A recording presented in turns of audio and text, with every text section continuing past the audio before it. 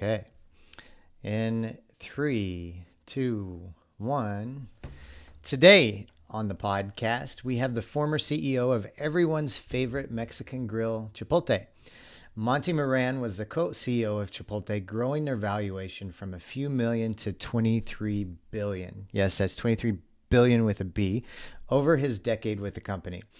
They went from 8 restaurants to 2,000 globally, from a few hundred employees to over 70,000. His whole philosophy of leadership is centered around, can you guess it? Love. Truly hearing, seeing, and understanding the people around him and working to make each day of the 70,000 Chipotle employees better and happier every day. If you've ever been in a Chipotle, it always seems like a happy place. I've never been in an unhappy Chipotle, and Monty is the guy that made that happen. Today, the day of this recording, October 20th, 2020, is the release of Monty's book, Love is Free and Guac is Extra: How Vulnerability, Empowerment, and Curiosity Built an Unstoppable Team. During his time with Chipotle, Monty met one-on-one with somewhere around the number of 20,000 Chipotle employees, making this a foundation to understand what his employees were going through and use this strategy to build a culture that took Chipotle from a regional burrito chain to a global superstar. Today, Monty shares behind the scenes of Chipotle, the decision-making processes they used, how he manages priorities, and the incredible culture that allowed for this rapid growth. Without further ado, let's welcome Monty to the show. Monty, how you doing, man? Good, Chris. Yeah, thanks for having me. Thanks for having me on today. Good to Good. meet you. Was the intro accurate? I just want to make sure before. Yeah. Yeah. It sounds very nice, very flattering. Thank you. Okay. I'm baffled by how you met with 20,000 people. So we'll talk about that later on the show. But first and foremost, congratulations on the launch of your book.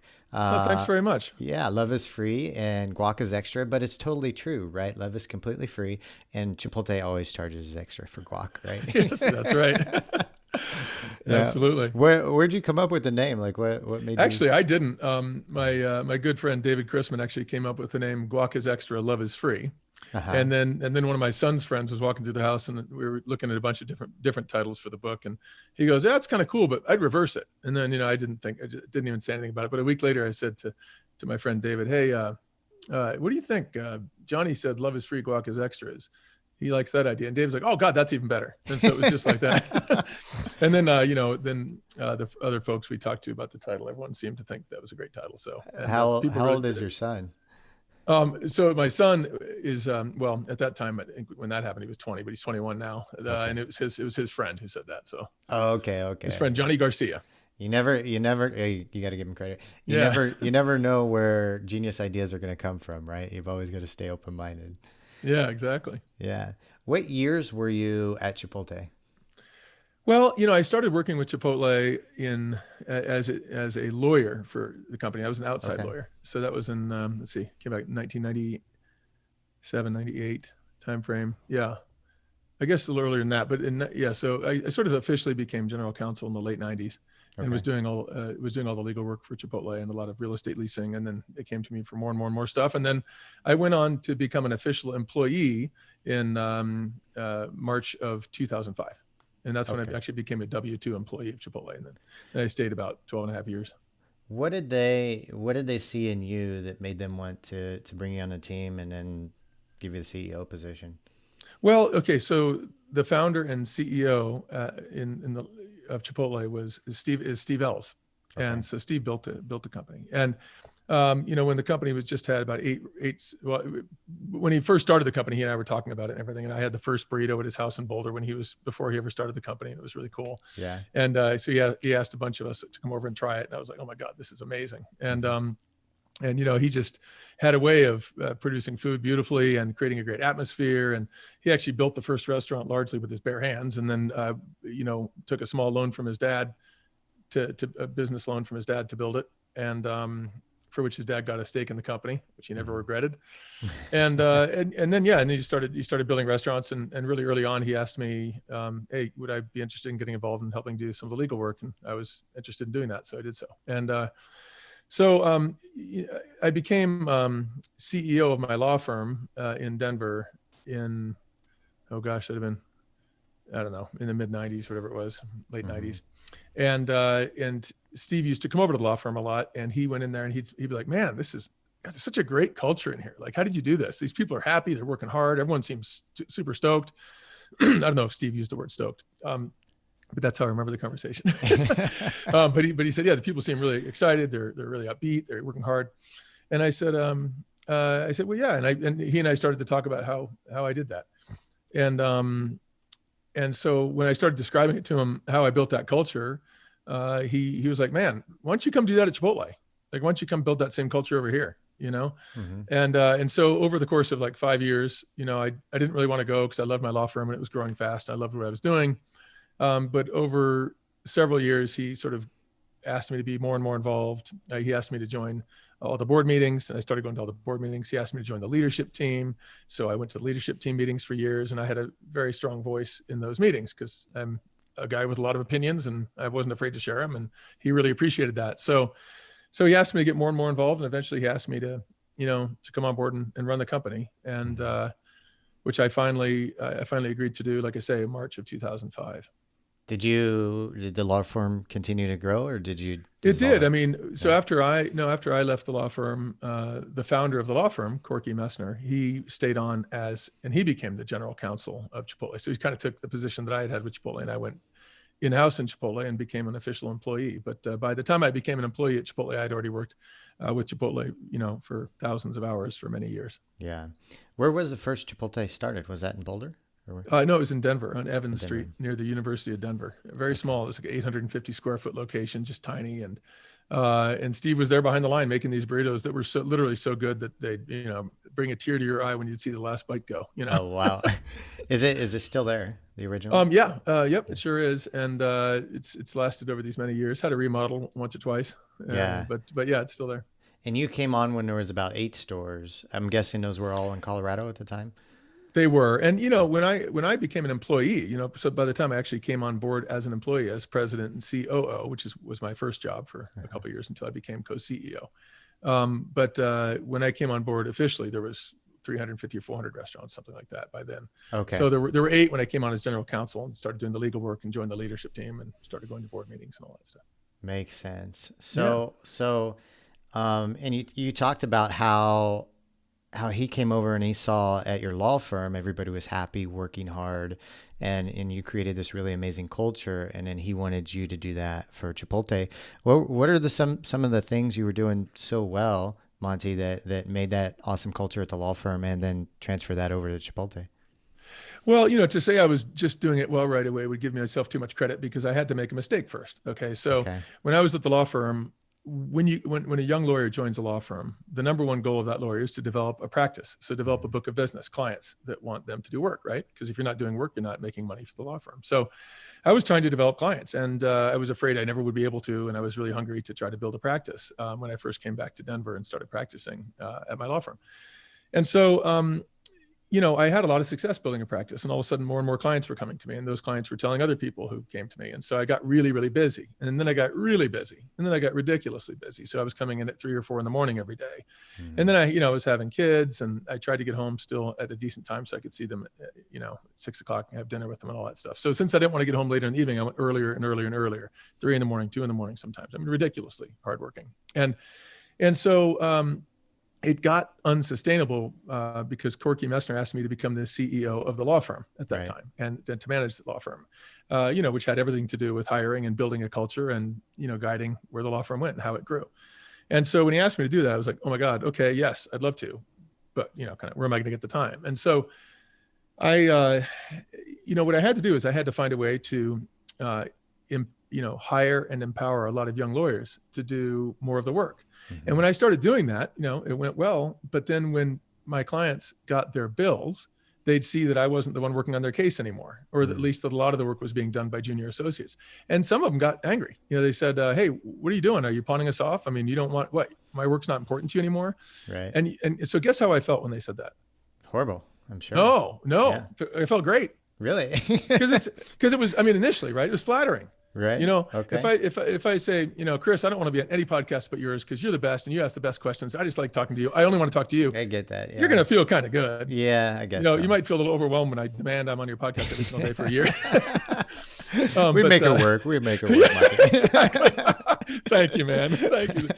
No, so but anyway, so initially I felt sort of like, oh well, they love me. God, they really want me to do the work. And I felt sort of, my ego was sort of, stroked by that, right? Right. But then I had to go, oh my God, that's my ego talking.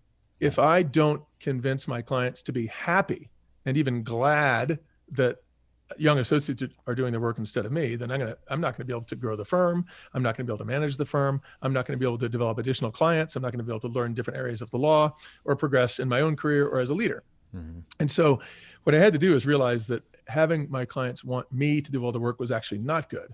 And that the much better thing for me to do was to actually have the clients want the young associates to do their work. So that entailed hiring excellent people. It entailed training them to be incredibly good lawyers. It entailed giving those young lawyers client control. Okay. So in other words, I would say to a young lawyer, hey, I want to introduce you directly to the client. I would say, hey, you guys work directly together. Let's say, Chris, you're the young lawyer. I'd say, hey, I'd like you to introduce you to Chris. Chris is a young superstar. He's excellent. He knows how to do this. Let's say it's leasing. He knows how to do lease work super well. He's better than me at it.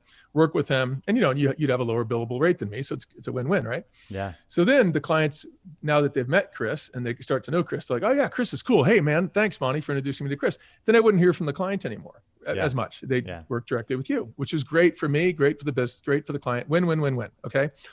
The only potential downside is that when lawyers do that, what happens is they have the risk of losing clients because Chris could decide, hey man, I've got a bunch of clients for money. I can start my own law firm, get 100% of the revenue. And that's a very, very typical thing that young lawyers would do. Okay. Right. So how did I keep you? Well, the answer is, in order to keep you, after giving you all that power, all that control, all that client control, the only way I'd keep you is by making sure that my law firm was absolutely the best place for you to work, that was developing you, that was where I was helping you build your practice, your own practice, where I was helping you become a better lawyer, teaching you things and paying you really well, Yeah. So I had to make an environment that you would never want to leave. Okay. So that work of building that environment you'd never want to leave was the work of building a great culture. The work of empowering you to be at your very best. And so if you look at me as your senior partner and you know that my interest is that I know you, it's like, Chris, I know you. I care about you. I picked you. I found you. I'm developing you. I'm going to make you the best lawyer you can imagine. I'm going to give you a lot of great work to do, meaningful work. I'm going to help you see how to do that work expertly. I'm going to teach you how to make great relationships with clients, build your own practice, help build a law firm, and ultimately become a partner of the law firm. Mm-hmm. You'd be like, oh, cool. I'm on, I'm here. This is a good place for me. You know what I mean? And so the way to do that was to empower you. And I've got a definition of empowerment, and which I'm really proud of because I think it's a great definition, which is, being confident in your feeling. So empowerment's a feeling, right? Okay. It's kind of like love. You can't fake it. It's there or it's not. Right. Okay. Really, it is like love. Yeah. But empowerment is feeling confident in your ability and encouraged by your circumstances, such that you feel motivated and at liberty to fully devote your talents to a purpose. So that's my definition of empowerment. What's really cool about that definition is it is a recipe. It is a prescription. Like you can look at that definition and see if those elements are missing, that's why empowerment's missing.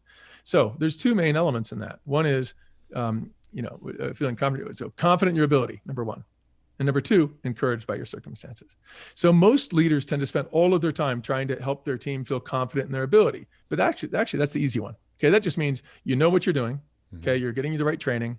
If you're in a restaurant, it means you got a good sharp knife. You've been taught how to do the preparation of vegetables. You know how to do it, and you're confident. Okay, the encouraged by your circumstances part of that definition is the part that most leaders struggle with. So to cause someone to feel encouraged by their circumstances, you as the leader have to know them, care about them, want what's best for them, be willing to challenge them, and understand them and care about them, right? Mm-hmm. Deeply. Like it has to be like a really, and that's why at Chipotle, I met with 20,000+ people. So I'd sit one-on-one in the restaurant. Every time I'd visit a restaurant, I'd sit one-on-one with every single person there. Oh, wow. It's sometimes only 5 or 10 minutes, but sometimes it was hours. It just depended how the conversation was going. I would learn tremendous amounts from those conversations. It was really valuable to me as the leader of the company because I'd know what we were doing well or doing poorly, et cetera, et cetera. But simultaneously, the person across the table from me would be like, wow, the CEO is like taking the time to really get to know me and actually cares about me and wants to know what my experience is and wants me to be better, to help me get better and to help develop me and to help me become a manager. So that was super, super inspiring to the people I spoke with as well, because they knew that they were cared for. So at the law firm, I built that culture where every single lawyer in the firm knew that myself and the other partners, cared about their development, Mm-hmm. We're going to do everything we could to help them. We're going to give them the training. We're going to give them extra resources to become great lawyers, send them to training outside the firm if necessary, give them the resources to develop business, give them an expense account to go out to dinner with clients or to go to a ball game with a client, whatever.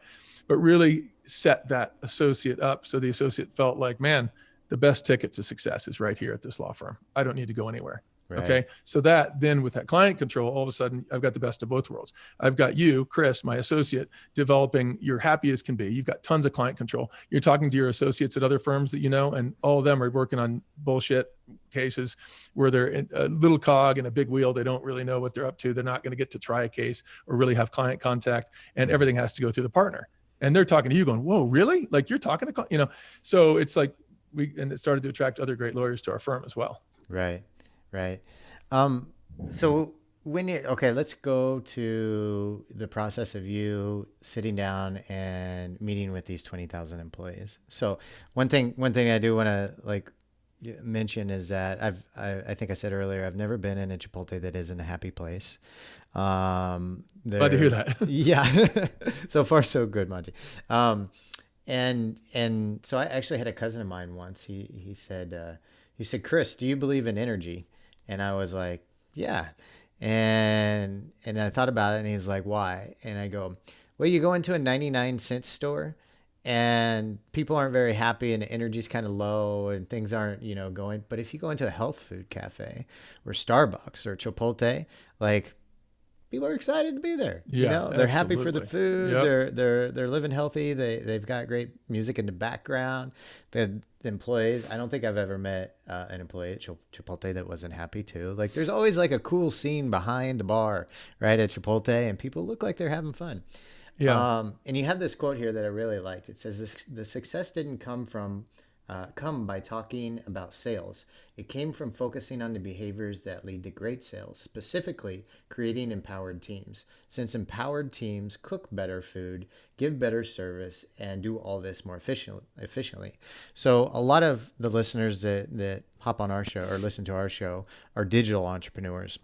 And it's easy for us to focus on, especially if have a good background in marketing and sales, what are the numbers? How can we get those sales? How many Facebook ads do we need? How many Google ads do we need to run people through the funnel and get those sales? But your focus was on creating empowered teams, and then those sales come. Could you give an example, Monte, of through Chipotle of working through this experience, and how maybe a time when you were thinking, sales are down, I'm going to empower this team at this store or something like that, or this region, and see how that affects sales? Yeah. I mean, I'll tell you what, before I joined Chipotle, the guy who went before me, who was the COO, he had this saying. He said, hey, we're going to hit 1,004,004 in Denver, 1,004,004, 1,004,004. And it was like this mantra, right? Well, the reality is, if you say 1,004,004 as an executive in the company, I mean, what do you think the people in the restaurant think about that? Even if they even hear it? They don't care. Yeah, they don't care. I mean, come on, 1,004,004. What does it even mean? 1,004,004, whatever. I'm serving a person right now, a burrito. Right. That's what I'm thinking about, Right. So, I think that it is a huge problem that way too many executives focus too much on dollars and cents. Listen, dollars and cents matter. They matter hugely, right? That's why businesses, come to be. That's why shareholders invest. That's why, we want that. Okay, of course, we want success. But the way to get success is to add value, to do something to help others, to make them not want to go anywhere else. Okay. Mm-hmm. Just like I wanted my associates not to go anywhere else at the law firm, I wanted our customers at Chipotle not to want to go anywhere else. What does it cause them to want to go nowhere else? Well, the food's awesome. It's a friendly experience. The crew is really, really stoked and upbeat. The crew all are acting like owners, like each of them really cares about the experience that customer has. Mm-hmm. So I wanted to do everything I could at Chipotle to fan the flames of each person working there. And we had 75,000 at the highest when I was there. Yeah. I wanted every one of those 75,000 people to have a vision that meant something to them. Okay. And that vision was to be part of building a team of top performers empowered to achieve high standards. Okay. Wow. Okay. Top performers empowered to achieve high standards. Now that just sounds like cute buzzwords, but here's the deal. That sounded like Biden. Here's the deal. I think he says that, but anyway, top performer, there's a definition for that. And at Chipotle, the definition of top performer was someone who has the desire and ability to perform excellent work, and through their constant effort to do so, elevates themselves, the people around them, and Chipotle. Okay. So again, there's two parts of that one, really, if you dig into. Okay. Top performer, it does great work and makes other people better. Okay. So most people stop with the first bit, don't they? Most companies like, hey, the guy does great work. He's top performer. You know, he produces more widgets than anyone else on the line, whatever, or he, you know, brings in the most business or whatever, or she, whatever, you know, but that's only the beginning. Okay. At Chipotle, to be a top performer, you had to be really effective at making the people around yourself better. That meant that means you're training people. It means you're pumping people up. You're helping hire great people. You're training, you know, you're teaching them to be better. You're teaching them how to make others better.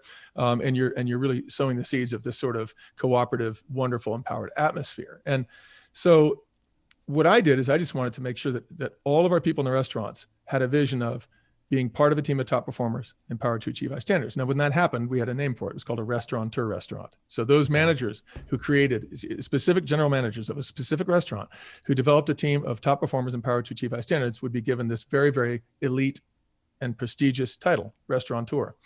I'll tell you, I promoted hundreds and hundreds and hundreds of restaurateurs during my career. And you had to be interviewed by either me or Steve Ellis or an officer to get restaurateur. Initially, it was just me and Steve.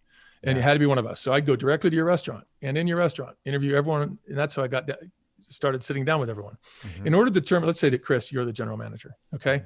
I would say when I go to your store, you are the least important person for me to meet. Okay. Okay. That sounds funny, right? But if I meet your team, and at Chipotle, the team was maybe an average of about 25 people that worked for you. If I met whoever was working that day, let's say it's 10 or 12 people, and I sat down with those 10 or 12 people and found out what their life was like, how excited they were, how passionate they were, how good they were, what did the restaurant operation look like? Was it sparkling clean? Was the food perfect and hot and delicious? Was the customer service great? Was the throughput fast? You know, when I looked at every aspect of the operation, they would be reflected through your team members. If you weren't there that day because you were out sick or because, you know, whatever, you're on sabbatical or it was just your day off, I would learn everything I needed to know and more about you. Right. And I'd talk to them. Hey, how is Chris as a manager? You know, and I'd go in a place and sometimes someone might go, you know, Chris is, he's pretty good. What does that mean? It means there's a hesitation there, right? You got it. You got it. Yeah. And so I didn't listen to the words. I listened to the hesitation. I go, oh, well, wow, you said pretty good. So what is it about Chris that you don't like? I mean, and it wasn't like I was trying to stir up gossip. I would just get him saying, well, you know, Chris sometimes yells a lot or, you know, he throws shit, you know. But anyway. I throw the chips and the guac around. That's it. Yeah. He throws guacamole around. No, but I would learn through people's, you know, because I would learn there's a very big difference between, oh, Chris is really good. I really like him. Or, oh my God, Chris is great. I love Chris. Oh, he's so awesome. He cares so much about us. I love him. Oh, every time he's here, it's like, it's so fun and he makes it fun and he teaches us so much. He really cares about, you know what? I had this problem with my mom and I was really down and he noticed and I came in that day, I was down and he sat with me and what's going on? How's your mom? And I mean, if you hear something like that, you're like, wow, Chris is a special manager. Yeah. You know, it's obvious, right? It just comes right through. So in these interviews, that's why I'm sitting down and talking to everyone. And that's why it mattered less that I talked to Chris. Now, I would love to talk to Chris because when Chris built a great team like that, I'd be stoked to sit down with Chris and go, hey, Chris, man, you built an awesome team. And I'd always say like, how'd you do it? Yeah. And the answer was, I'll tell you what, it was always the same, different words, but the answer always was, you picked top performers and made sure everyone on the team was a top performer, meaning they did great work and made others better. Okay. Then you empowered them. So they were confident in their ability and they were encouraged by their circumstances. Why were they encouraged by their circumstances? Because you, Chris, knew them, loved them, cared about them, understood them, drove them to be better, wouldn't stop till they were at their best. And they knew that in your hands, they were going to achieve greatness, you know? Right. And so I could tell all that without ever meeting you. Now, of course, I usually did meet you, the general manager. Yeah. But even if I didn't, I'd be fine. And I would promote you even if you weren't there. I mean, I would send out, you'd find out in an email you got promoted sometimes. Nice. Now that was unusual because usually the managers were there. Sure. But I will tell you, like almost without exception of the maybe 500 or 600 restaurateurs I promoted, they all cried when I gave them the promotion. Oh, wow. I mean, and the whole team broke down in tears, the whole team. And many, many, many, if not most, told me that it was the single most important thing that had ever happened to them in their life. Wow. The greatest achievement in their life. Now you might say, oh God, it's a fast food restaurant. How could it be such a big deal? No, it was like my friend David Chrisman likes to say, it was like a cult, but in a good way. Yeah. And so, you know, and because people really cared about each other. And when I promoted the general manager, let's say that I had a customer in there. I said, close your eyes. I'm about to make a promotion. And then after I make the promotion, I want you to tell me who I promoted. And let's say, Chris, you're the GM.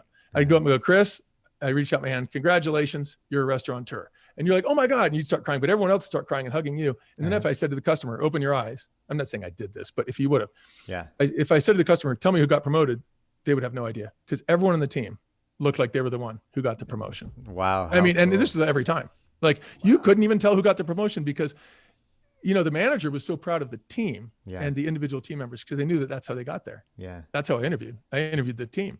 Yeah. And then the team was proud of the manager, and the team was proud of the team.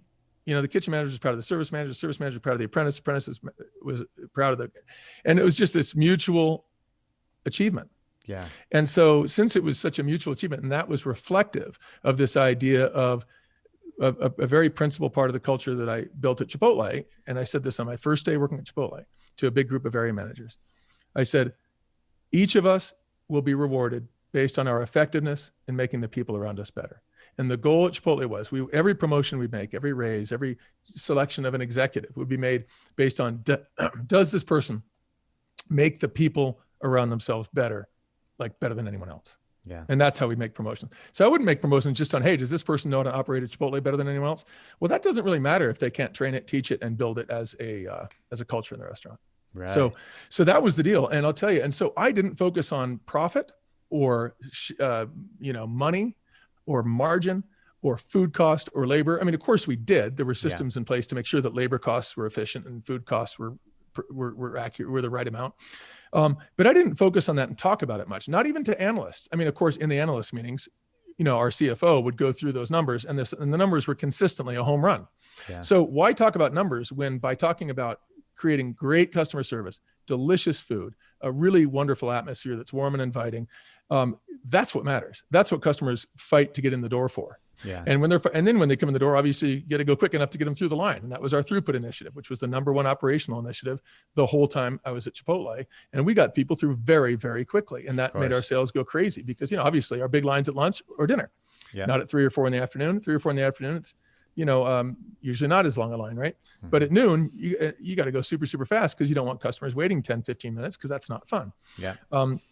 And so, so we achieved unbelievably fast throughut. We had our customer service scores went through the roof year after year, and our food scores went through the roof, and it was just really, really wonderful. And it ended up being, of course, the numbers spoke for themselves. You know, why talk about numbers when by talking about things that are a lot more motivational, you get the best numbers in the industry. Right. You know, so yes, numbers matter, but you don't get numbers by talking about numbers any more than, you know, if you want to win the lottery, Chris, you don't win the lottery by saying, oh, I hope I win the lottery. I hope I win the lottery. We got to win the lottery. Hey, let's win the lottery. I hope I win the lottery. If you want to win the lottery, the best way to win the lottery, buy a lot of tickets. Okay. Right. The best way to get a lot of money in a restaurant chain, give awesome food for a great value with great customer service. Let the people come in the door. The numbers take care of themselves. It's incredible, Monty. I'm curious, like when you're about the hiring process for the general managers. So you're looking for very unique individuals, right? And I think you mentioned that you don't look for degrees necessarily. You don't look at, you kind of look for attitude.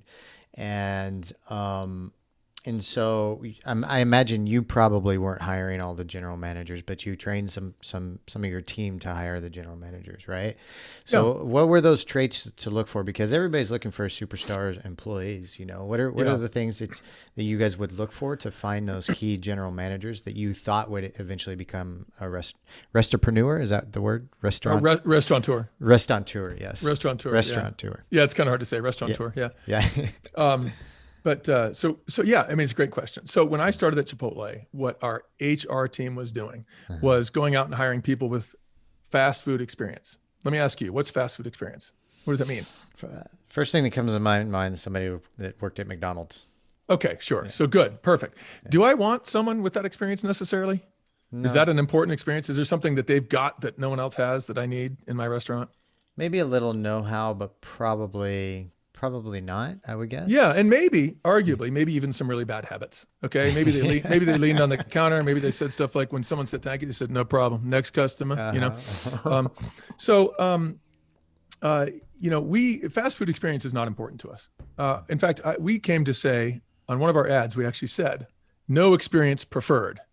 Because, you know, it says no experience required. We actually said no experience preferred. Okay. We didn't want experience. What we wanted was people with the right characteristics to be great leaders and great managers. Okay. Right. More importantly, leaders. Okay. And there's a big difference between a manager and a leader. Even when we called our general managers, that we wanted them to be leaders. And that's why we called them restaurateurs when they reached an elite status. Okay. But anyway, so instead of hiring, so what I said when I went in there is, hey, let's stop hiring for experience because you can train experience. And in fact, no matter what experience you have in a restaurant, we're going to retrain you because we want it to be done our way. We want it to be done what we thought was a better way. So we didn't want experience. What we wanted is people who had certain characteristics that would make it most likely that they could be very, very successful as a great manager or great leader. And we call those things the 13 characteristics. I've got them listed in my book, but they are things that you can't train, that you cannot train. Okay. So we want to hire for the stuff you can't train, right? Like if I wanted to get just to make a silly analogy, if I wanted an English, Spanish, English interpreter, one of the things that I don't want to train is I don't want to train them to speak Spanish and English. I want them to already do that. Right. Well, at Chipotle, I want, what are the kind of characteristics that I want that you can't train? I mean, you can train someone to speak Spanish, but it takes years. Yeah. But you can't train someone to be happy. You can't train someone to be infectiously enthusiastic. You can't train them to be ambitious, motivated. You can't train them. I mean, you can do things that will ignite their motivation, but you can't pick someone, you can't make someone happy unless you're a psychiatrist and you work on it for like 30 years. And we didn't have 30 years or psychiatrists. But so, the 13 characteristics were things like happy, polite, respectful, conscientious, infectiously enthusiastic, high energy, motivated, ambitious, presentable. I mean, things like that you can tell instantly in an interview. Like as soon as someone sits down, you're like, oh man, this person seems nice, seems high energy, seems motivated, just right away. Right. So if we pick people with those characteristics, it was a piece of cake to train them to do a great job at Chipotle. What we did at Chipotle, while incredibly delicious, wasn't that complicated. Once you learn the pieces of it, you can replicate it obviously very well. So we didn't care about experience or degrees or any of that. At first they did. And then after I got there, I wanted to change that completely. And in fact, I actually also wanted to stop hiring managers from off the street. I wanted to hire them from crew positions at Chipotle. So that's another major thing I talk about in the book is how we went to where we hired everyone from within, because the people who came in as crew, what do you know about a crew person after they've worked there, even if they've only worked there 6 months? Well, they show up on time. They care about what they're doing. They're conscientious. They're high energy. That they show up ready to work. That they're happy. That they're motivated, whatever it is. Okay. That they've got these characteristics. And when you turn those people into managers, they're incredibly loyal. In fact, I learned when I announced that we were going to hire everyone from within, before announcing that, I went back and looked. I always noticed that the best managers were ones that were trained from within, and there were very few of them. Okay. Yeah. Most people were hired off the streets through an MIT program, which I went through myself when I started at Chipotle. And that's how I knew, man, at the end of the MIT program, even though I was really motivated and very educated person, at the end of the program, I wasn't going to be as good a manager as some of the people who just trained me, who were crew people, who were making 10, 12 bucks an hour at that time. Well, why should I have been their manager? Why didn't we just train them to be the manager? And if we had trained them the same amount of time I trained, they'd have been a better manager because they really knew the blocking and tackling, so to speak, how to prep vegetables, how to clean the restaurant, how to calibrate the equipment, how to cook the food, how to serve the food, how to run the line, et cetera, how to run the cash register, you name it. They knew that stuff way better than me. Even if I trained hard, they've been doing it for months or years. Yeah. So I said, hey, within 2 years, we're going to hire all of our managers from within. We're going to stop hiring people from off the street, turning them into general managers, and we're going to start hiring from within. Now, keep in mind that when we had this MIT program and we were hiring managers off the street, the vast majority of them were white people coming into our crew, which was at that time a vast majority Hispanic. Okay, because Chipotle, being a Mexican restaurant, they get attracted to a lot of Hispanics, and they were amazing. They were terrific workers, and they loved it.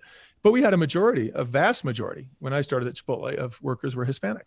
So you have all these white people coming to train to be managers of Hispanic crew. It didn't make sense to me. Yeah. So during my tenure at Chipotle, we went from having a mostly white a mostly white management team, who frankly was mediocre, to having an awesome management team that was mostly Hispanics and women. I mean, it was more women than men, and ultimately more Hispanics than whites, just because that was reflective of the people who came from crew, because that's where we trained people from. Okay. So, and their managers were way, way, way better because they were committed to Chipotle. They had been a crew there. They had done everything, and they lived it and loved it. And so when they became managers, they were so enthusiastic, and they knew how to train other people, and they knew how to make it exciting for other people because they had been there a long time and worked really hard and knew the culture. You mentioned that you had more female managers than male. I'm just curious, is there some natural traits that you would see in the management styles of females that you didn't necessarily see in males? I don't necessarily think so. I just think that a lot of the female crew people who had worked for us when we started opening it up, that they were going to be our future managers. That is to say, crew people were going to be our future managers.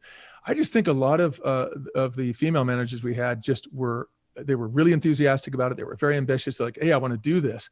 And they went for it, and they made unbelievably terrific managers. I'm not going to say that there's, that women or men are either sex is better at being a general manager. I think a good general manager always has the characteristics of being somebody who really cares and is tremendously empowering of their team and picks good people, and anyone who's got these characteristics, anyone who's really motivated and ambitious and has a vision can learn to do that. And so, we had just so many wonderful people at the crew level. I mean, like 75,000, right? And those are people you can choose from all them to be your future managers. And I remember 2015, I think it was, that we promoted 10,500 managers at Chipotle from crew in 1 year. Yeah. So it's a huge amount. Yeah. So I know you talk, Monty, in the book about leadership and how it starts with love. And a true leader understands that everyone has the same fundamental desire to be seen, known, and understood, valued, and loved. And so when you were implementing, training and then promoting people within Chipotle, is this a key foundation that you were telling them? Like this starts with love. Like we want love in Chipotle, or what was how did the communication go through that process? I didn't throw the word love around a ton. I think a lot of people did in our restaurants. I'd come in and go, oh, I love it here, and I love him, and I love my manager, and I love it. I would hear love all the time. Right. I didn't want my words to be so esoteric, so I tried to be much more definite. Okay. I tried to say, hey, look, when I go into a restaurant, what I'm looking for is I want to make sure that every single employee in the restaurant is a top performer. Okay. Now, what that means, as I said, is that they do great work themselves. They're very good at what they do, but also that they empower the people around them, or they make the people around them better. Okay. And so that's number one. They're all top performers. Number two, I wanted to make sure that the team was empowered to deliver very high standards. Okay. And empowerment, again, confident in their ability, encouraged by their circumstances. Confident in their ability meant training. Okay. Encouraged by their circumstances meant that the manager really, really, really cared for them. Now, by cared for them, again, I mean, sits down with them, gets to know them, understands them, challenges them, wants them to be at their best. Now, if you look at those those things I just mentioned, the last 10 seconds, those are things that you do when you love someone. That's what you do. It's fair. Yeah. You know what I mean? So the word love just sort of pops out the other side. I didn't say you've got to love them. I didn't say you need to love them, because I thought people might be a little bit like, whoa, man, I don't know. Hey, man, love harder. Yeah. I didn't want to say you have to love them, but I would say you have to get to know them. Yeah. You get to deeply understand them. You have to care about them. You have to want what's best for them. You have to be enthusiastic about watching them grow and blossom. Like you have to get like your kicks out of that, like be passionate about their growth. Well, anyone who does all that for someone, yeah, you love them. That's what's going on. But I didn't use the word. I used it for the title of the book because it's appropriate and it is what was happening. Yeah. But I figured that I'd let the word love come from the crew towards each other, towards me, I'm not shy to use it, but I didn't think that it was a prudent business word to go in and say, hey, love that guy. What does that mean? It means a lot more when I say, hey, Chris, have you gotten to know Bill, your crew guy who started yesterday? Have you sat down with him yet? Oh, no, I haven't yet, Monty. I will. Well, Chris, you should sit down with him. He's his first day. It'd be great to sit down with him and get to know him. Yeah, okay. But if you sit down with him and then you're like, yeah, I've gotten to know that guy, and I know what makes him tick. I know what he likes. I know what his hobbies are. I know that he loves skateboarding. I think he loves to, in his free time, he likes to carve wood. So I mean, you think about the show Undercover Boss, for example. It's funny. This show Undercover Boss, I've seen it a few times. What happens? You get it inevitably. You get the boss. He puts on the mustache and the mullet and the hat and whatever it is, or whatever they do to dress these people up. But he goes into camouflage, disguise, right? And then they put him in one of his retail units, and no one knows who it is. And they're always saying, "Oh, the boss is an asshole," and don't worry, who cares? We don't care. This place doesn't do any bit. Basically the boss is finding out all this incredibly surprising stuff about the business, and that's what makes the show fun. There was a man who suggested that I go on that show once when I was back in Washington, D.C., because he had ties to the people who ran that show. And I said, it's pointless. There's no disguise you could put me in where people wouldn't know who I was. Number one. And number two, you're never going to surprise me because I'm in these stores and it's like, I know these people, and it's absurd. The idea for a boss, a CEO, to actually be surprised to find that their employees don't really care about, selling radios or whatever it is that they're doing, that should not be a surprise to you. You got to know that stuff. That's your responsibility. It was my responsibility to know what is it that our crew love about the job? What do they hate about the job? What do they love about serving our food? What do they hate about serving our food? What do they think are the best things we sell? What do they think they're not as proud of? What do they think about the ingredients when they come in? What do they think about suppliers, this supplier, that supplier? Do they like avocados, this avocado or that avocado, do they want to, if they've got, you got to know what they think about all those aspects of the business. Do they like this grill or do they like the new grill we're using? Do they like the new steamer for the tortillas or do they think the old one was better? You got to know that stuff. That's critical to your business, man. You got 2,000 stores serving food with this equipment every day. So an undercover boss, you got a bunch of guys getting basically busted for not knowing anything about what their business really is, what's really going on in their business. Right. I was the opposite of that guy. I was the not undercover because everyone knew who I was, but I was in the stores all the time and I knew what the deal was, and so and I knew when our employees had a lot of pride and boy, they had a ton of pride because they knew that we really cared about them. Yeah. Well, you also mentioned too, I don't think you've used a specific word, but I think in the book it talks about the importance of vulnerability as a leader. So I'm curious how you communicated or taught this idea, because this isn't being a vulnerable leader, I don't think is the norm. No. And especially with society, they don't see leaders as vulnerable. They see them as, strong-willed, whatever. Right. But vulnerability, takes a certain amount of strength for sure. So I'm curious how you communicated this to the general managers and the team, and even the corporate team, the importance of being vulnerable. Yeah. Well, there's a few ways. I mean, one was just by telling them when I went into the restaurant, but a big way was to do it by example. When I went into the restaurants, crew people would always go like, "Man, I can't believe you're the CEO. I didn't think you'd be like this." And when I said, "What do you mean like this?" And you know what they'd say? They'd say like, "Well, so like normal, like where's you're just your a guy, suit, right? You're just a guy, And I'm like, "Yeah, I'm just a guy," And they'd be like, "Whoa," and so basically, I exhibited that, and I would tell people my faults all the time. I'd tell them my shortcomings. I'd tell them, "God, I'm kind of sad today because this or that." I would just expose my heart to them. Expose my heart to them. At the very beginning of my book, I talk about one of our managers, and she was wonderful, but she struggled because she was trying to show her team how strong she was, that she deserved the job, that she was in control. As soon as you think you deserve to be someone's leader, you're off track. Being someone's leader is an honor, it's a privilege, and it's an opportunity to try to help them be at their best. It's an honor. It's like when you get to be someone's leader, you are someone else's placing a significant piece of their life in your hands, their future, where they're going with their life, how they grow, how they feel every day at work. All those things are in your hands as their leader. That's an honor, that's a responsibility, and if you start thinking that, you're hot shit, and that you can just bark orders and stuff, and you don't have to care about your people, you're off the track, and your company's going to go off the track quickly, or at least not ever achieve what it's capable of. So I just felt so lucky every single day that I got to be with these people. They were wonderful. They were smart. They were beautiful. They were kind. They were compassionate. They were caring. They were a lot less messed up in their head than most executives, quite frankly, right? Mm-hmm. Because they were younger people who had, hadn't lived as long, and life was new to them. And they're like, "Man, this vision's cool. I want to be part of this." They were excited. They hadn't become jaded. And, I wanted to exhibit the kind of vulnerability that I wanted them to exhibit to each other, so I just led by example, and when I would go out into the field and go into restaurants, I would also go in with our area managers and team directors and regional directors who had either tens or hundreds of stores that were reported to them. Mm-hmm. and they would see the way I interacted with the crew, and they would see that I would cry with the crew sometimes. They'd tell me a sad story and I'd cry because it was sad, Mm-hmm. I mean, I was myself. I opened my heart to them. And I told everyone in the company, all the leaders, hundreds and hundreds of them that we had in the field, you've got to open your hearts to these people. If you try to show them that you're strong and you know it all, guess what that says to them?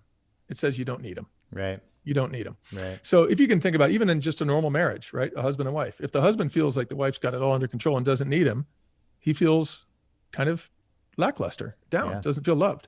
Yeah. Vice versa, same. If the husband has it all under control and the wife doesn't feel like she's adding any value, or the husband doesn't need her, doesn't feel very good. when a husband and wife know that they need each other and they can count on each other and they have each other's back, and that, one will pick up where the other left off, that creates a really good marriage. Right. And so with any relationship or any partnership, or, boyfriends and girlfriends or best friends, or even just friends, if you have a friend who doesn't need you at all, he's super smart, super good looking, knows it all.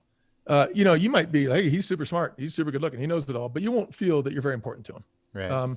But if he's has those characteristics, if you're fortunate enough to have those characteristics, but also is sometimes come to you and goes, man, God, can I talk to you about something? Something just got me down. Maybe you can help me. As soon as and I talk in my book just about this asking for help, being subordinate. There is so much to be gained in this life, in this world, by being subordinate. And what I mean by that isn't that you have to be wimpy or weak. Not at all. Subordinate does not mean wimpy or weak. Okay. What I mean is, if you go into a room and you walk in and you go, hey, I know all the answers, everyone's going to shut up and go, okay, what are the answers? But if you go into the room and say, hey, people, I'm really glad to be here. Hey, how are you? Nice to see you. I'm Monty. I'm your new president, or new CEO of Chipotle, whatever. Hey, you know what? We got a great restaurant company here, but there's some issues that I want to talk about. We're having troubles with this, or our stores sometimes aren't as clean as they should be, or whatever. Hey, how can we solve that, you guys? I really want your ideas. How can we solve it? I need your help. I really need you guys because I can't do it all. Well, you're going to get some hands going up. Hey, I've got an idea. You're going to draw people out. Yeah. Okay. So part of leadership is being strong, having a vision, helping impart that vision, being confident, having people see, hey, this guy or woman is going to help me get to where I need to go. Like, they've got a vision for my future. I like their vision for my future. I want to be part of that vision. And I trust that this woman or this man, has my best interests at heart and will help me get there. Yeah. Okay. So part of it's that, right? That's part of what everyone knows, that's good leadership. But what fewer people know is that good leadership also means that person has to sometimes come in and go, I don't know. We got a problem here. I'm not sure the best way to fix it. I need you guys to help me. I can't do this all myself. We got to solve this as a team. Well, then that team's going to look up from their, iPads or iPhones and go, oh, you need me? And just think about it. If you walk down the street, Chris, and you're in a big, busy city, you're in New York City, and you're walking by all these men and women in business attire and all that stuff, and everyone looks really busy. Let's just say you say to someone, hey, sir, excuse me, what time is it? What's the odds that person won't stop and say, oh, it's 9:45? That's yeah. No. Some of them might say, question. hey, I'm too busy. But you ask them the question, you got to be a pretty big asshole not to say, oh, it's 9:45, even if you're in a hurry. Well, it right? depends on the city too. Austin people do that all the time. New York City, maybe not so much. Yeah, right. Yeah, go But ahead. I think that, but people, if you ask someone for help, there's a very strong human desire to be of help, to be of service. I talk about a story in my book, where I was, a dorky insurance adjuster for farmers insurance. I say dorky because I had to wear these short sleeve white shirts with a necktie, a button up white shirt. So short sleeve, it was kind of like, in LA walking around. But I remember one time I was looking for a certain address in this quote unquote bad neighborhood in LA. And while I was looking for the address, I was looking at the houses, and one of the houses I was looking at had a bunch of guys on the front porch, big, strong guys. They were listening to really loud music, and they were, partying in the morning, it was like 11 a.m. or 12. And these guys, boom, boom, boom, loud music. And I'm looking at their house, and one of the guys yells at me, what are you looking at? Hey, what are you looking at? And I go, actually, I was just looking at the address behind you. Do you know where 5463? I forgot the address, but do you know where 5463 is? And the guy was like, oh yeah, man, it's just, it's down there half a block. And, and all of a sudden, since I asked him a question, I put myself in the subordinate position. Yeah. I put him in the dominant and helpful position. I laid myself at his mercy in a little way, right? Like, hey man, I'm just needing some help. I'm trying to find an address. And soon as I was that subordinate figure, instead of what are you looking at? It was like, oh yeah, man, it's right down there. Hey, have a good day. Have a good day. And it was like, I was surprised he didn't offer me a beer because it was that cordial. That story is an important story, right? Because we can all relate to it, that as human beings, everyone tends to be threatened when they meet someone new just a little bit. They might not know they're threatened, but there's that initial thing. Like when you call me today, oh, what's Chris going to be like? Is he going to be nice? Is he going to throw hard balls at me and try to make me look like an idiot? I don't know. So I might be a little nervous. So when I first meet you, as soon as you're like, hey, Monty, yeah, this can be a casual thing. Oh, hey, Chris, in the first few seconds, there's all this trust begins to build immediately, like wham. Or it doesn't. If it's a bad, sometimes you're like, oh crap, this isn't going to go well, but right away. Right. And part of that is like, you're saying, hey, I'm glad you're on the show. Thank you. And when you say thank you, that is a subordinate position because you're thanking me for my time. Yeah. And I say, oh no, thanks, Chris. Thanks for your interest in, what I'm doing or my book. And so subordinating back. And that's like, oh, cool. Like, hey, we're both saying that, this is something we want to do, And so that's very disarming.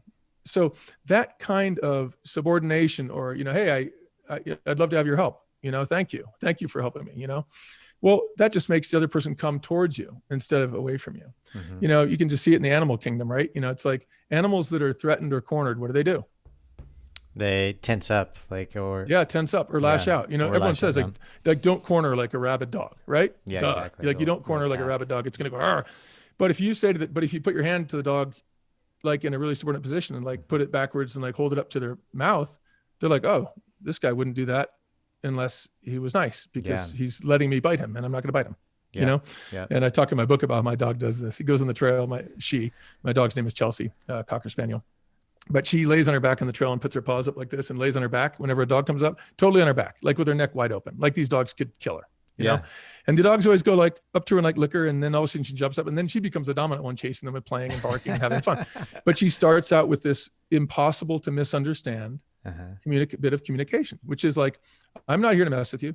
I'm just a little cute dog that rolls over on my back. Like you don't need to, you don't need to bite me or to growl. And they don't. And it works. And we as people need to do a lot more of that. Yeah, it's the power of being a subordinate. I love that. And I've noticed, I've seen either YouTube videos and heard stories about people when attacked by animals or the threat of an attack is coming up, that people just lie down. And if they just lie there, then the animal senses no threat. They may sniff them, lick them. If they're really hungry, they may try to bite them, I'm sure. I mean, if they're starving, they're going to eat you and you got a real problem. But generally, if it's because they're threatened that they're attacking, if you remove the threat, they'll stop. Yeah, exactly. I like that. I love that concept. Okay. So one of the things I did want to touch on, Monty, is the growth strategies of Chipotle. And so you guys went from basically when you started interacting with Chipotle, 8 stores to 2,000 stores, 100 employees or so to 75,000-ish. And people are always thinking about growth. It's always in the back of their mind. And we touched on sales numbers and creating sales goals earlier and what you decided to focus on. But what were the strategies you guys implemented and maybe some of the infrastructure you created in order to maintain that rapid growth over the 12 years or so that you were working with them? Well, the single biggest strategy you need in order to grow like a retail concept like Chipotle quickly is you need to be training enough excellent people to go open that new location. Okay. So that's the hardest part, right? Because we had a great real estate team. We took advantage of great real estate software. The McDonald's organization actually helped us early on to get involved to get some of this dynamite software, which would tell you about, daytime populations, traffic counts, demographic information, incomes, so forth. Okay. And so we had some really good software that would help us pick great real estate, right? Then we had a really great team that once we picked the real estate would build restaurants really, really well. And initially maybe not that efficiently, but over time we increased the efficiency with which we built our restaurants. Then we'd have great, we'd pick the best equipment that would last the best, and we'd test equipment and make sure we had the best equipment. So all that stuff's easy. I don't mean it's not hard work, but I mean it's like anyone would figure out it's better to build a store that lasts longer, not less long, and buy better equipment, not worse equipment, right? So you do that, and it's very, very it's very intuitive. And so we had really good teams that could find great real estate, build great restaurants, and select the places that we'd have the most luck having a great business model. But the biggest thing we needed to do was make sure to staff those restaurants with excellent people from day one, so that initial experience that a customer would have coming into even a brand new Chipotle would be excellent from day one. Because the biggest advertising we had at Chipotle, the biggest marketing we had by far was word of mouth. We only spent about 1.5% of revenue on marketing, which is not very much for an organization like ours. Yeah. And, we did some good with that marketing. I think it was helpful, but it wasn't anywhere near as helpful as customers walking out and saying, hey, I love this place. My God, they're great. The food's awesome. The service is great. God, they're fast. And, in fact, just to give you one example, when I started at Chipotle, our lines were really, really, really long. And I worked very hard to increase our throughput, to diminish those lines. Well, of course, as our lines got shorter, they just filled up again with more people. And then we went faster, and then they just got longer with more people. But, what started happening at the back of our lines is that people who were new to Chipotle would get in the end of a line, and they'd get nervous. They'd start maybe shuffling their feet and acting like they were going to leave. And the customer, not our people, but the customers at the end of the line would be like, hey, don't worry, goes really fast. They're really fast. So our people actually started singing our praises for moving so quickly. And the word got out. Don't worry. I know it looks long. You'll be through it in 6 minutes, 5 minutes, 4 minutes. And so that was really cool. But again, to get back to your question about growth and sort of leveraging and growing the brand, this is why this concept of each of us being rewarded based on our ability to make the people around us better was so important. Because if we brought people in who quickly trained others, quickly developed others to be future leaders of the company, managers, kitchen managers, service managers, general managers, apprentices, what have you, the faster we could develop those people, the more we could put those superstars into a new restaurant. Okay. And that restaurant would run really, really, really well, And of course, there's a lot of other things about growing. You have to have a really good distribution network and an infrastructure that can deliver the ingredients each day to each store, or 3 times a week, or whatever is appropriate for that location.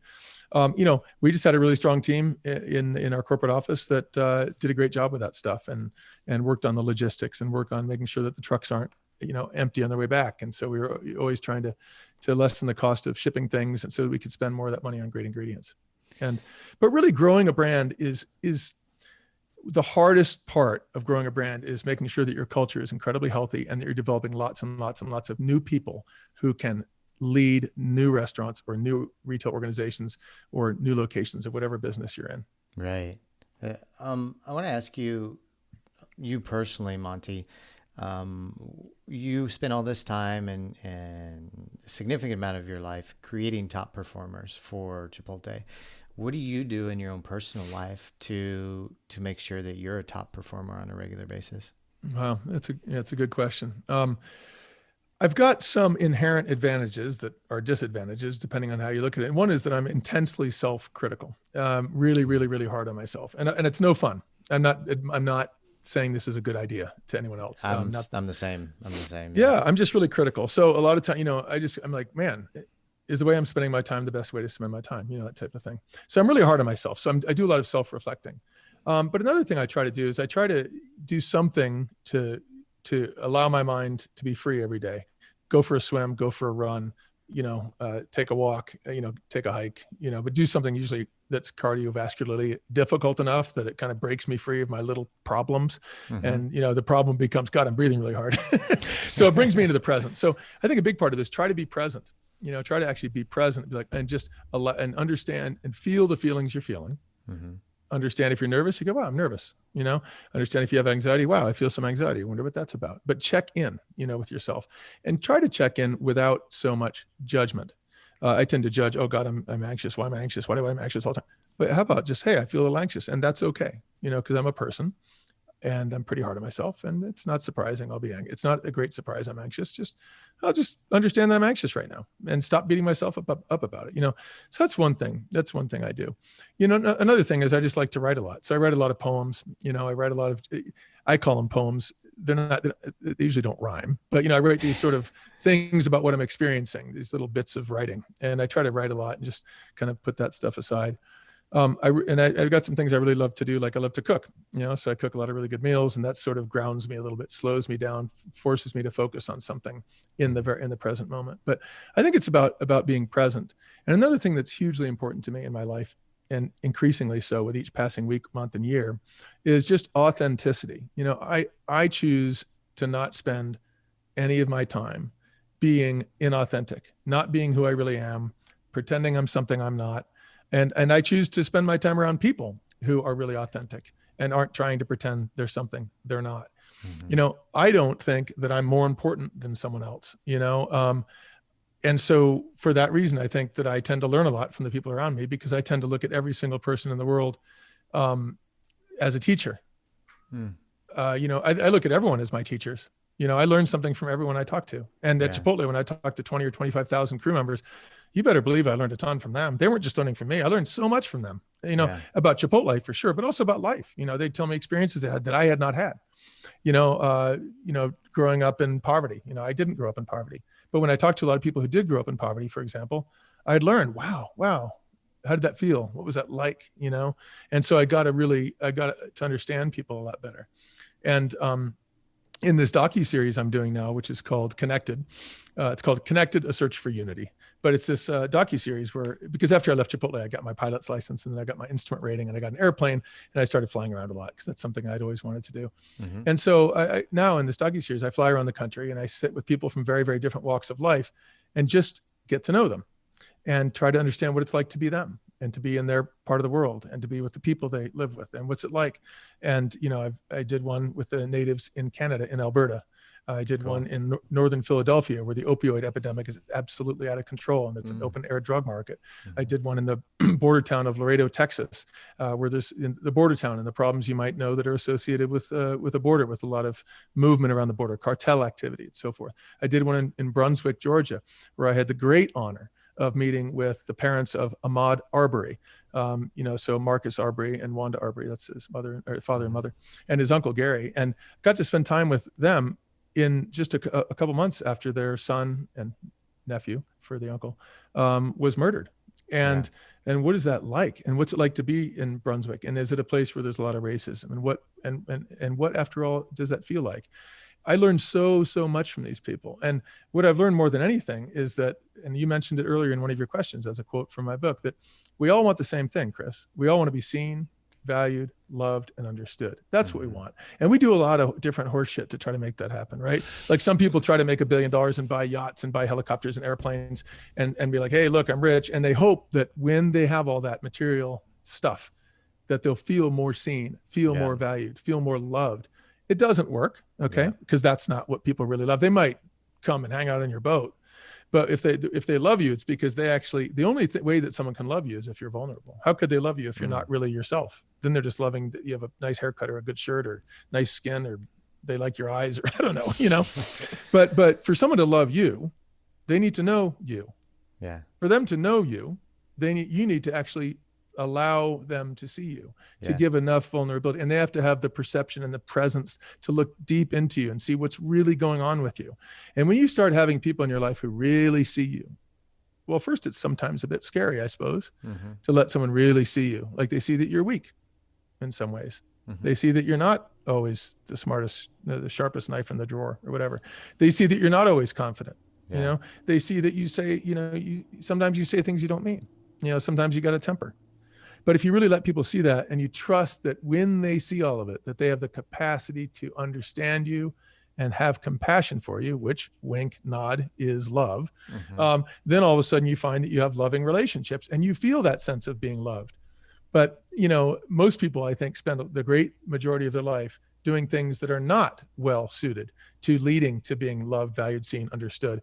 And so when I go around the country to these different places and I find all these people from different walks of life, what I find is there's a lot of genius among us.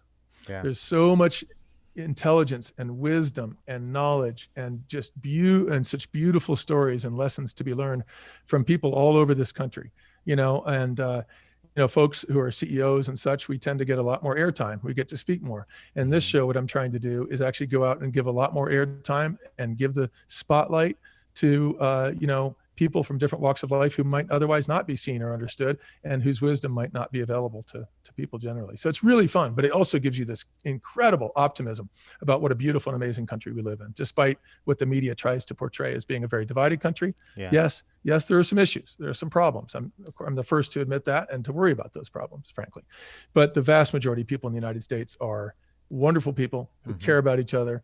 They love each other. They want to help each other. And I'm talking about across racial lines, across religious lines, across sexual orientation lines. I don't care. All those things, people love each other. They care about each other. And that's the vast majority position in this country, which is super cool. I'm off topic, but that's cool. No, that's great, man. That's, I'm recently now, my new vice is Instagram Reels. And if you scroll through those, I love it. Because you see how incredibly creative people are, when they're not doing whatever their normal life. And they may have like a similar, like one guy's on a skateboard, another girl's on a skateboard, but they're just doing their own versions of their own creativity. And I love it because I'm so blown away by the variety of creativity that humans have, and that they want to show it to the world. Yeah. So awesome. Any dates on when that docuseries is going to come out, or where we can find it? So the docuseries. First, I've got a website, loveisfree.com. Okay. So loveisfree.com is where you can find out what's going on. But generally, I think it's going to be February, March timeframe. It's going to air on PBS stations around the United States. Cool. Nice. Yeah. It should be. Hopefully people like it. I'll tell you, I'll warn you, if it, I don't know if it's going to succeed, right? How would I know? I've never done a docuseries before, but I can tell you this one has no politics in it. It's got no religious bias. I would say it's got no bias. My only bias is I love these people. I want to get to know them. I want to learn from them. And I want America to learn from them, because there's so many wonderful lessons to be learned that we should all learn. And I think we'll understand each other better by watching it. I think we'll learn to love each other better by watching it. And that's my goal. And, there's no show that does that I'm aware of. So I'm definitely putting my neck out there, but hopefully it'll be worth watching. I have to ask, how in the world did you get that domain, loveisfree.com? That you had to pay a pretty penny for it? No, we didn't. I mean, loveisfree.com. How did we get that domain, Dave? $1,800. That's not Can you too believe bad. it? No. I know. And the other domains we got were like $0. They were free or close to $4 or something. But yeah, that one we went ahead and splurged $1,800. But loveisfree.com is pretty cool, right? I like it. I'm surprised somebody released it for $1,800, or if they were holding on to, maybe his GoDaddy had it or whatever. Yeah, I don't know. I don't know who had it, but it's cool. I think one more question, we'll wrap up, Monty. Any daily rituals? You mentioned exercise on a regular basis, but running around to all these stores with Chipotle, I'm sure you were a very busy man, traveling a lot. Yeah. Anything you kept as like a morning or evening ritual or midday ritual to keep you kind of to have a balance, or were you just fine, with a regular travel? And to be honest, I think I could have done better to have a daily ritual. I tried to work exercise in, and to do that, what I realized is it would never happen if I didn't do it first thing in the morning, because I just get carried away and something else would seem more important. So I'd usually wake up and go for a run right away, or go for a swim right away. That was the one thing I kind of held on to pretty well, like at least maybe 3-4 days a week, that maybe kept me a bit more sane. I think physical exercise is a really big deal. I think it helps purge your mind, clean you out, and bring you a more positive positive view to things. I've even seen studies where they had kids, a group of thousands of kids who made them exercise every morning, and a group that didn't, and the kids that exercised every morning just had their acumen in school was through the roof. They retained better, they learned faster. I think it's really good, and we all need to exercise more. And it's just very hard to prioritize when everything seems so important, especially if you're in a CEO role at Chipotle. I mean, I gave my heart and soul to that company. I loved it, and I wanted it to be great. And I didn't give my heart and soul to the company. I gave the heart and soul to the 75,000 people there. That's who I loved and cared about. And it takes time to care for 75,000 people, and it was an honor, and I loved it. And I loved every minute of it, but it's hard. I mean, it was a lot of energy, and I spent so much time working and trying to find out ways to do things better, to lead better, to give a better message. And I just, I worried about that a lot, because I never, ever felt that I was good enough. How could I be good enough? I mean, if you have 75,000 people who are in some way affected by your actions, you're never good enough. I mean, if you think you're good enough, are you? You know what I mean? If you think, I'm good enough, man, I'm going to give 8 hours a day and that's plenty good. Yeah. You're probably not giving your best. Oh, wow. I had a question. I think I just lost it. And I do work. I mean, one thing, I've worked very, very, very hard. I mean, I'm a person who, I think people who know me well, I work a lot, but it doesn't feel like work. I think that's one of the keys. There's a key to life. Right. If you're doing something that really feels like work, look around. There might be something that you're more passionate about that won't feel like work. When I was a lawyer, I worked so hard, but it didn't feel like work. It felt like what I wanted to do. Yeah. When I was at Chipotle, it felt like what I wanted to do. So it didn't feel like work, like a bad thing. It just felt like, man, I want to do this. I got stuff to do. Yeah. Yeah, absolutely. I think that's a perfect place to wrap up the podcast here, Monty. I want to say thank you so much for coming on the show. Thank you for sharing your tips and tricks and all your wisdom with us. If the listeners want to reach out and learn more about what you have going on, where they can find your book, I think you mentioned the website, loveisfree.com. Where's the best place they can do that at? Yeah, so just go to loveisfree.com and all the information's there. And hopefully we can stay in touch. So I really appreciate your interest. Yeah, book is live today. Any final tips for listeners before we wrap up? Oh gosh, there's so many. Don't feel pressured. You don't have to. Yeah, no, I think I put a lot of it in the book. I think the book is I think quite concise. It would have been a lot longer if not for my wonderful editor who helped me decide what to take out. Yeah. And because that was hard for me, because I'm a person who sometimes thinks everything's important, but it really is important on that note to really find just a few priorities that matter the most and work on those. And I think that maybe that's a good place to leave it. Find out the things that you need that are most important to you and work on those. Awesome. And everything else seems to fall into place. It's been so great having you on the show, Monty. Again, thank you so much. You bet, Chris. It's been really fun. Yeah, thank you. Listeners, we want to say thank you guys for tuning in once again, and we'll see you all on the next episode. Goodbye, everybody. Bye.